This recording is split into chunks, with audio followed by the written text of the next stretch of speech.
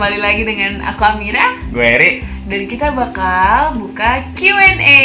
Jadi aku udah share di Instagram story aku, Instastory aku. Ada yang mau nanya atau enggak. Dan banyak pertanyaan juga sih, kayak pertanyaan tentang kita, tentang dailynya kita dan sebagainya. Dan aku sama Eri bakal jawab di sini. Yeay. Dan kita bakal mulai pertanyaannya dari pertanyaan pertama. Jadi kayak aku tuh nggak pilih gitu loh Beb, dan nanti aku bakal bikin atau post di sini juga pertanyaannya siapa, dari siapa, dan pertanyaannya apa. Pertanyaannya udah banyak banget lah pokoknya. Lumayan banyak. Nah, pertanyaan pertama ya, ini dari Kak Iwin, dari @eldaswinda RHPF. Hai Kak Iwin. Pertanyaan Kak Iwin itu, uni awak, maharnya yang unik, uang pecahan 20-nya ada nggak Un emangnya? Penasaran? Jawab ya. Gimana jawabnya ya? Iya, jadi sebenarnya itu niatnya kita bikin history dulu nih, kenapa Iya. bikin angka maharnya itu 1.142.020 rupiah. Ya, karena sebenarnya kita pengen, aku nih, kalau mahar kan yang dari yang cowok ya berarti ya. Mahar itu adalah sesuatu yang diberikan oleh cowok kepada pengantin wanita gitu kan. Awalnya pengennya sih, kalau seperangkat alat sholat kan itu udah template ya, udah ada gitu loh. Jadi gua nggak bakal ngerubah yang seperangkat alat sholat. Cuman additionalnya kemarin itu ada beberapa pilihan antara emas atau duit atau apalagi yang mana? Pokoknya antara itu deh, antara emas sama duit. Iya. Dan setelah diskusi sama orang tua, sama mama, akhirnya terpilihlah mahar berupa duit dengan nominal yang match atau yang cocok sama waktu kita resepsi, waktu kita akad, Betul. waktu kita nikah, yaitu 11 Maret. 2020, tanggal 11 bulan April, bulan 4 2020. April maksudnya. Iya, nah makanya di situ dinominalkan duitnya 1.142.020 rupiah. Nah guys, jadi ini maharnya kita masih pajang di rumah kita. Jadi maharnya itu seperti yang kalian bisa lihat, itu ada 1.142.020 rupiah. Dan di sini pun juga ada gitu loh 20 rupiahnya. Nih.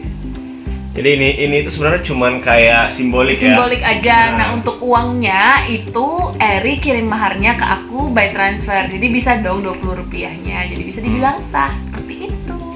Oke. Kita transfer. Cuman dibentuk dalam dalam maharnya itu hanya dummy seperti ini, kayak ini Iya. duit. Ini Bukan duit Baikels asli. hantaran, dan ini bagus banget, Ini banget, itunya. bagus, Nominalnya. bagus. I like. Shout out to kelshantaran.id. Next, selanjutnya pertanyaan kedua. Ini pertanyaan yang banyak banget ditanya. Aku nggak usah sebutin namanya. Ini banyak banget Beb. Kayak Dikumpulin aja gimana? nggak apa-apa. Pokoknya intinya pertanyaan itu sama. Satu pertanyaan yang intinya itu. Jadi ini pertanyaannya seperti ini ya. Jadi baralenya kapan Kak? Barale itu artinya resepsinya. Terus kakak nggak resepsi dong. Terus abis itu pertanyaan selanjutnya yang mirip-mirip juga itu, Kak bakalan ada resepsi nggak setelah corona berlalu? Di mana? Terus ya itu pertanyaannya. Yang intinya tuh sama aja. Pertanyaannya itu apakah kita akan melaksanakan resepsi, dan resepsinya kapan, dan resepsinya di mana, dan ya seperti itu. Aku mau jawab dulu. Sebetulnya kita dari awal tanggal 11 April itu kita udah planning dari akhir tahun lalu. Kita memang ngadain akad plus resepsi di hari yang sama, yang which is di tanggal 11 April kemarin. Tapi seperti kalian ketahui, karena ada musibah ini dan kita nggak bisa ngelaksanain resepsi, ya akhirnya kita tunda. Kenapa kita tunda? Ya karena itu, maksudnya kalau misalnya kita maksain untuk resepsi, yang ada kita abis akad nikah, abis ijab kabul, kita ditangkap polisi Beb. Ya nggak sih, kita ditangkap Satpol PP. Jadi kayak kita nggak mau bikin kerusuhan, yang penting kita sah dulu aja deh gitu. Tapi kalau misalnya untuk resepsinya, jawab Beb, silakan. Resepsi. Ya, jadi gini deh. Sebenarnya dari kita pribadi itu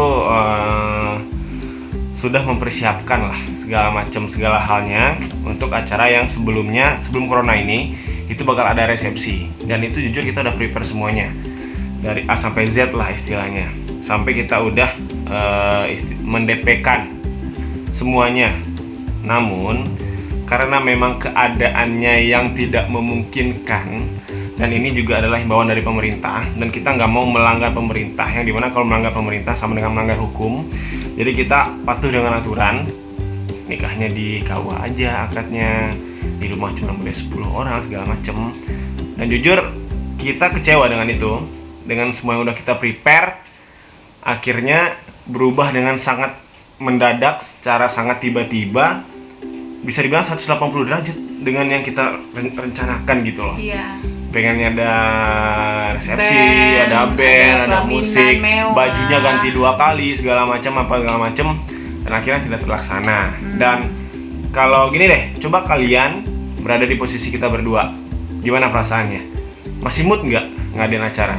Masih pengen nggak ngadain acara lagi? Sedangkan acara yang udah kita lalui kemarin itu udah dapet semua esensinya. Yes. Kita udah akad, secara agama insya Allah kita udah sah. Syah. Secara orang tua kita juga alhamdulillah sudah melepas anak-anaknya dengan kita sangat bahagia. Juga ya, ada acara kita juga ada di sungkeman rumah. juga, udah ada batagak gala juga buat gua, dan semua esensi yang penting di situ ada. Cuman memang ada satu yang nggak ada, kayak ngumpul-ngumpul acara-acara barang itu yang nggak ada resepsi, besar, kalau gitu, nggak ada. bisa datang. Namun kita tetap mengundang sebenarnya, karena undangan kita udah print, juga. undangan yang berbentuk resepsi, kita udah print, kita udah bikin souvenir juga. Yes. Ada contohnya? Ada tapi jauh. Nanti Jauh. aja deh. Oke, nanti aja. Nanti bakal kita bikin video lagi vendor-vendor yang kita pakai sama contoh-contoh Iya. barang yang kita Jadi, dapat ya. betul. Jadi akhirnya itu semua nggak jadi. Namun diganti dengan acara yang sebenarnya acara itu juga dapat esensinya dari menikah itu. Kita berdua alhamdulillah sudah halal secara suami istri, halal secara agama. Dan untuk apa lagi kita mengadakan resepsi, sedangkan semuanya udah dapet gitu loh. Mending uangnya digunakan untuk hal yang lebih penting. Post merit contohnya, seperti kita mungkin bisa ngisi rumah dulu, bisa beli barang-barang peralatan untuk rumah. Buat apa kita memaksimalkan resepsi menikah, sedangkan untuk ngisi rumah atau untuk kedepannya kita masih minta sama orang tua. Betul. Jadi kalau bisa dibilang kalau untuk resepsinya to be advised ya, maksudnya kita nggak bisa prediksi corona kapan selesai, dan kita juga nggak bisa nyebar undangan untuk resepsi juga karena kita nggak tahu kapan corona selesai. Jadi doakan saja yang terbaik untuk kita ya. Dan kita juga punya adik-adik yang insya Allah juga bakal menikah dalam jangka waktu 5-6 tahun ke depan lah. Semoga mereka bisa resepsi ya. Bisa dong, masa corona sampai 5 tahun 6 tahun, gila lu ya. Dan Oke, itu aja, mohon doanya yang terbaik, semoga kita langgeng-langgeng terus. Dan kalau untuk next untuk resepsi nanti kita lihat ke depannya ya. Pertanyaan selanjutnya, karena masih banyak pertanyaan Beb. Ini dari Novela, ini Uni Agam 2000, kalau nggak salah 2016 atau 17 gitu. Kapan sih Kak kita itu dibilang siap untuk merit? Kalau menurut aku, karena aku sudah pacaran lama sama Eri, udah hampir 8 tahun. Baik buruknya Eri, sifat buruknya Eri, baiknya Eri juga. Aku udah kenal keluarganya, dan umurku juga sudah cukup, which is 26 tahun sama Eri 27 tahun. Jadi nggak ada salahnya daripada kita zina mulu guys. Maksudnya kita pacaran kan zina ya bagi agama Islam ya gitu. Jadi aku putuskan di 2020 ini, di umur aku 26 tahun aku menikah seperti itu, karena aku udah yakin Eri udah tahu aku baik buruknya, dia tahu segala kekurangan aku, dan mudah-mudahan dia bisa menerima aku sampai tua nanti gitu. Kalau menurut kamu gimana? Kapan sih kamu bisa dibilang siap? Kalau untuk aku pribadi, untuk menikah itu nggak ada yang namanya kata-kata siap, tapi yang ada itu namanya kata yakin. Karena kalau lu nunggu siap, kita nggak bakal tahu kita siapnya itu kapan. Kita bilang, gue mau nikah nanti udah sukses deh umur 27, gue baru siap umur 27. Tahu-tahu umur 27 lu masih belum siap, dan pasangan lu diambil sama orang lain. Gimana? Telat Beb. Dan kalau lu memantapkan dari hati lu dengan kata-kata yakin, bukan siap. Jadi gue yakin nih sama orang ini, sama perempuan ini, sama cowok ini. dia bakal bisa membimbing gue ke arah yang lebih baik, dia bakal bisa menjadi teman hidup gue selamanya, karena selamanya itu lama loh guys, gak sebentar. Jadi apabila kalian udah yakin, meskipun secara finansial atau segala macam, bukan berarti kalian mengabaikan finansial, bukan mengabaikan pekerjaan juga ya. Kan kita istilahnya itu gini, ketika semua momen yang lo lewatin dengan pasangan lu dan lu yakin itu nggak bakal terulang lagi kalau lu nggak nikah sama dia dan dia bakal direbut sama orang lain, ya udah, lu yakin it's time for you to do that. Yes. Nikahin dia. Cik. Karena kalau lu nggak nikahin dia, semua momen yang udah lu jalin bersama, momen-momen berharga yang udah lu rangkai sama dia dari awal sampai akhir, kalau lu tunggu siap, duluan orang lain nanti yang siap cuy. Ntar diembat. Mending momennya udah ada. Karena menikah itu sebenarnya prepare dari setahun yang lalu, 6 bulan yang lalu. Kita berapa bulan yang lalu ya? 6 bulan yang lalu kita prepare sampai akhirnya kita yakin, udah, akhirnya kita menikah. Karena gue ingat sih kata orang tua gue, yang namanya menikah itu kan menyempurnakan setengah dari agama, dan rezeki orang menikah itu pasti ada. Jadi yakin dan percaya, makanya jangan ditunggu siap, tapi yakin. Oke. Next, pertanyaan selanjutnya dari Nadia Fadila. Ini pacaran adik gue. Oh iya, sama teman kita. Iya. Pertanyaannya ada 2. Kamu jawab salah satu ya. Pertanyaan pertama, apa perbedaan yang sangat dirasakan kakak sama suami ketika sudah married? Pertanyaan yang kedua, gimana tanggapan kakak pas tahu kalau kakak harus nikah di situasi seperti ini? Aku jawab yang mana nih? Terserah, bebas. Aku jawab yang pertama ya, apa perbedaan yang dirasakan. Aku sekalian deh jawab dua-duanya. Yang dirasakan itu perbedaannya ya pastinya dulu itu kalau misalnya kita jalan pulangnya pisah, dia pulang di rumahnya, aku pulang ke rumahku. Sekarang kita udah pulang bareng. Terus habis itu di kamar ada teman ngobrol, ada teman buat puluk-puluk, terus ada teman buat main gitar. Kayak sekarang nih kita kayak bisa kapan aja bikin video, terus bikin cover. Pokoknya segala sesuatu itu dijalanin bersama. Dan juga yang beda juga, ya aku sekarang harus mikirin dia dari dia bangun sampai dia tidur, dia makan apa, terus habis itu bajunya udah beres apa belum buat kerja besok. Jadi kayak tanggung jawabnya sebagai istri itu lebih banyak. Tapi aku menikmati sih karena aku sayang sama dia. Terus tanggapan aku ketika nikah di situasi corona yang pasti sedih lah ya.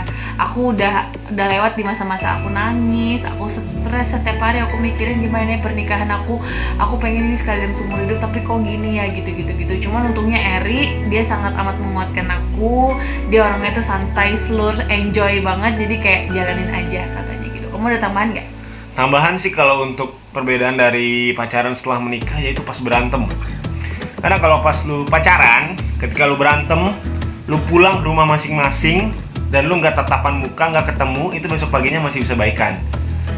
Tapi kalau lu udah menikah, lu berantem, satu rumah satu kamar, ketemu lagi sama dia, emosinya jadi makin Beb, tahu banget kita tuh harus minggu nikah tapi udah berantem, Beb. Jadi mending kalau lu berantemnya kita tuh gak sepele banget tahu, cuman masalah ngepost video di Instagram. Jadi kalau setelah pacaran berantemnya sehari 2 hari baikan. Kalau setelah menikah harus langsung diselesaikan. Jangan ada berantem. Karena nggak enak gitu. Terus itu aja ya. Next selanjutnya pertanyaan dari Nadia FDL. Ini yang sahabat kita banget. Pertanyaannya itu, apa sifat satu sama lain yang baru diketahui after married? Kamu dulu deh sayang. Nggak bisa setrika sama nyuci. Bukannya aku udah kasih tahu dari sebelum menikah? Karena aku udah bilang, Beb, aku tuh nggak bisa ya kalau gosok sama nyuci itu kelemahan aku, tapi suruh yang lain gitu. Tidurnya ugal-ugalan. Enak aja. Nggak ada kayak gitu, nggak ada. Dia ngaco guys, karena aku tuh nggak ada yang beda, aku sempurna, jadi kayak nggak ada. Dia tuh udah tahu semuanya. Bokernya lama, dan dia nggak pernah boker anjir. Gua baru tahu Mira nggak pernah boker. Aku tuh jarang boker. Gua nggak tahu kayaknya kemanain. Di sini, iya jujur aku tuh memang jarang boker sih, karena aku jarang makan nasi kan. Jadi kayak aku suka nyemil-nyemil gitu, jadi kayak bokernya jarang. Nah kalau dia perbedaan apa sih sifat yang baru diketahui after married, dia doyan makan banget guys. Wah, astagfirullahaladzim. Gua kira dia makannya secukupnya gitu, kayak pagi, siang, malam udah. Ini enggak, pagi beb mau apa? Mau roti pakai keju digoreng pakai telur. Oke. Siang oke beb, aku mau tahu cabai garam. Terus sore makan lagi, mau puding, mau ina, salad buah, ya Allah Tuhan. Tapi nggak apa-apa, maksudnya aku baru tahu ternyata dia banyak makan, tapi nggak apa-apa biar dia sehat kan. Gitu. Next selanjutnya dari Elmi Salauzi, ini teman kita dari kuliah. Dia cuma nanya gini, enak, katanya gitu. Lama. Itu aja bareng-bareng, enak apa enggak gitu ya. 1, 2, 3. Enak. Enak. Oh, enak. Enggak. Enak itu karena bisa bareng-bareng sih. Kamu kontennya terlalu dewasa. Ada tambahan nggak? Enak apalagi? Enak tapi emotnya gini. Ini pertanyaan terakhir dari aku nggak tahu, ini kayaknya akun nggak tahu, One All Things. Pertanyaannya tinggal di mana kak? Nah ini juga banyak pertanyaan dari teman-teman kita tuh, tinggal di mana? Terus ini rumah atau apartemen atau kos-kosan atau apa? Silakan dijawab pertanyaan terakhir beb. Jadi sebenarnya itu kebetulan atau rencana dari Tuhan ya. Kita dapat kerja di Pekanbaru, juga dapat orang yang awalnya kita pengen cari rumah untuk dikontrak. Awalnya di lokasi yang sebenarnya deket sama rumah saudaranya Mira, Matantaku, di Pekanbaru. yes. Setelah kita hubungi orangnya untuk dikontrak, untuk ngontrak rumah, kita pergi ke rumahnya, ternyata rumahnya homey banget. Kita jatuh cinta banget. Kita langsung suka sama rumahnya.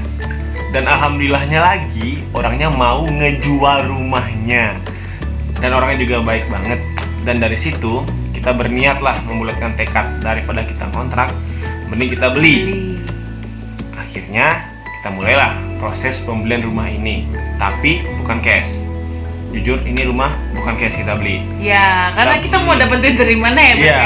Cuman seenggaknya kita sudah ada one step untuk membeli rumah. Meskipun apakah dari segi menggunakan KPR atau seperti apa, tapi itu biasa sih kalau untuk pasangan muda, itu biasa banget. Malah kalau misal beda cerita kalau misalnya lo anak sultan ya gitu loh. Cuman kita kan memang berdua bareng-bareng dan seumuran. Jadi menurut aku juga sangat bangga dengan step aku yang sekarang sama Eri. Kita akan membeli rumah, dan nanti kalau misalnya kalian penasaran, nanti kita bakal bikin house tour-nya. Komen di bawah kalau misalnya kalian kepo, karena ini benar-benar homey banget. Kayak ruang tamunya tuh bagus, besar, kamarnya juga oke, kamarnya ada 2. Terus habis itu dapurnya tuh gede banget, tuh mau guling-guling di dapur silakan gitu loh. Jadi kayak kita sangat amat bersyukur dengan kondisi kita sekarang. Dan ini pelajaran buat teman-teman sebelum menikah, please kalian make sure dulu kalian bakal tinggal di mana. Nah itu Gak masalah kalau misalnya kayak di Jakarta pun, kalau misalnya pun kita masih kerja di Jakarta, kayak kita juga masih apartemen ya Beb ya. Karena memang kalau untuk di Jakarta, kalau rumah agak sulit ya sekarang nyarinya, jauh juga gitu loh. Kita juga pernah nyari-nyari rumah, dapetnya tuh kayak jauh di Bintaro ya, di Bintaro sana, kayak udah ke Tangerang gitu. Dan kalaupun di Jakarta tuh pasti mahal banget kan gitu. Dan kalau untuk rumah itu sebenarnya susah-susah gampang untuk nyarinya. Itu juga investasi loh guys. Jadi sebelum kita dapat rumah ini untuk dibeli, kita sempat muter-muter juga sekota Pekanbaru, dan akhirnya balik lagi ke sini. Ini yang paling worth it, price to quality, price to produknya paling bagus pokoknya, dengan harga yang ya bisa dibilang oke. Rumahnya juga bagus banget. Akhirnya kita memutuskan untuk beli deh rumah ini. Kita proses lah dengan proses cicilan KPR, dan alhamdulillah aku sama Mira kan kita juga punya pemasukan masing-masing, alhamdulillah. Tabungan, jadi sendinya di situ, asiknya di situ gitu. Kita punya pengeluaran yang bisa kita manage sendiri tanpa meminta kepada orang tua gitu loh. Jadi ya asiknya di situ. Jadi tapi dengan arti kata kita tidak menghabiskan semua gaji kita. Kita juga mengeluarkan uang yang kita primer, juga ada porsinya gitu juga, dan yang penting harus bisa nabung. Karena kita nikah ini itu jujur 6 bulan sebelum proses ini ada, nikah ini kita nabung dulu. Kita nabung. Jadi pertanyaan tadi kapan kita siap? Sebenarnya selain kata siap atau yakin, kalian harus nabung dulu. Tabung dulu. Kalau nggak punya tabungan jangan dulu, tahan Betul. dulu. Tapi kalau misalnya udah ada tabungan, minimal berapa ya? Ya minimal ya kalian pasti tahu lah porsi kalian masing-masing gitu. Jadi kalau buat kalian nih, saran gua, pasangan-pasangan muda yang baru mau menikah, gak usah ragu, gak usah takut. Kalian pengen punya rumah, pengen punya mobil, tapi jangan dipaksakan ya. Usahakanlah semaksimal mungkin apa yang kalian bisa, diatur, dibikinlah simulasinya seperti apa. Kamu udah kayak direktur rumah sakit, tau nggak sih ngomongin dia atur Diatur sebaik mungkin. semaksimal mungkin, porsinya seperti apa per bulannya sampai nanti berapa tahun ke depan. Iya. Kalau merasa sudah terukur dan barangnya juga udah cocok, ya udah nggak usah tunggu lama, kalian langsung eksekusi. Dan insya Allah berdoa semoga berkah. Ya udah, ini udah 20 menit lebih, Beb. Sekian dulu video dari kita, mudah-mudahan membantu. Dan kalau misalnya kalian masih ada pertanyaan, please let me know, komen di bawah. Dan aku bakal bikin house tour sama satu lagi tadi apa? Oh iya, terkait vendor-vendor kita ya, siapa tahu juga bisa membantu untuk kalian ke depannya. Thank you for watching, jangan lupa like, comment, dan subscribe, dan Share ke teman-teman kalian. thank you, bye.